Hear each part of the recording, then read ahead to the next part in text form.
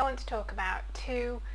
tools that a lot of BANT registered nutritional therapists like myself use in our clinics or in workshops whenever we're working with people. BANT is our professional body and it stands for the British Association for Nutrition and Lifestyle Medicine, and they've got a few different resources that help us do our job, and two of them are these plate diagrams. So here's one,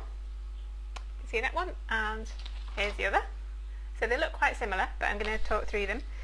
So the first one here is called the wellness plate, and this is kind of a bit more of a general one, and obviously when you come and see a therapist your advice is tailored to suit you. We use these more in a general context, and this one is based for kind of all-round general healthy eating and well-being, and it really encourages people to include a lot more diversity and variety in their diet. And you can see at the top there it's the eat the rainbow phrase there,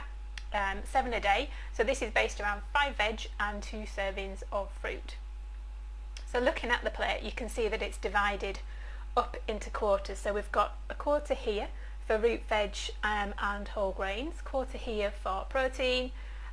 quarter there for your leafy greens and salads, so that would include things like broccoli, kale, as well as things like watercress, rocket,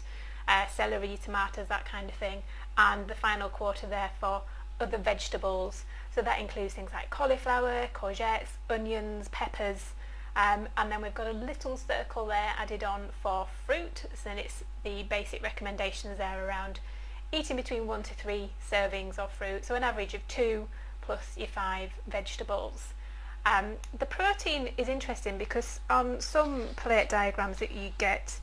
so for example the Eat Well plate, that has a whole section for dairy on its own, suggesting that dairy itself is a food group, which we don't agree with. So for the protein on both these plates, it's looking at things like fish, poultry, eggs, having things like bacon and processed meats on a much more infrequent basis, so really as kind of a rare treat. For vegetable proteins, going for things like lentils, beans, chickpeas, nuts and seeds, and having some dairy, but just not relying on it as your sole source of either a kind of a food group on its own or just for that for your protein. So really encouraging a lot of different varieties there. So that's the wellness plate. And then the other one, I don't like the name of this one, so this one is called Fight the Fat, Beat the Bloat, which I think is not a great name, though it is designed to kind of do what it says it does. And so this is the other plate here. So again, still on the Eat the Rainbow theme, and initially it looks almost the same, but then when you look a bit closer you can see that actually the protein section here is much larger than a quarter, and the root veg whole grain section there, so that's your rice, things like buckwheat or pasta, root vegetables like parsnips, carrots,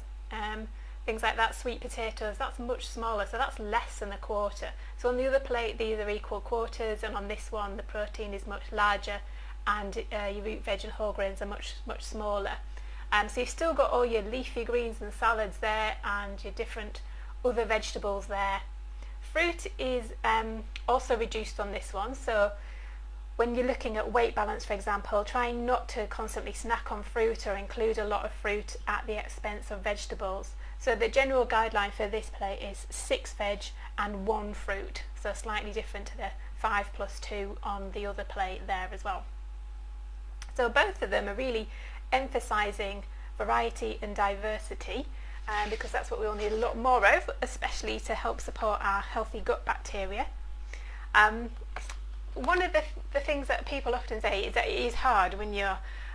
very busy, because it's a lot of the carby things, so you're used to having a much bigger section for carbohydrates there that are easy to pick up and grab, so kind of a piece of toast or flapjack or a bit of cake, something like that, and it does take a little bit of organisation, but there's kind of things that you can think about that you could swap those out for. So for example, working on having more of the vegetables, it might be vegetable sticks with hummus, for example, handful of cherry tomatoes, that's just as quick and easy to grab as a flapjack. I know it doesn't taste the same, but nuts and seeds, hard-boiled eggs, keeping a few of those in the fridge, the little tiny pots of hummus that you can buy, there or really handy as well. So it is about getting a little bit organised and stocking up on some things so you've got them as alternatives to the processed carby things that you're used to snacking on. So that's the two different plates there. So the main takeaways are, when you're building a meal, obviously not every meal is going to fit neatly into those categories of the different sections, but generally just keeping that in mind and bearing in mind about having half a plate of your different vegetables, so the leafy ones and things like broccoli, and also your different coloured ones, other varieties, the non-leafy ones, so things like cauliflower, for example, courgettes, peppers, half a plate of those, and then looking at your portion sizes of protein and the more starchy foods, so it might be a quarter for general wellness, or if you're doing more of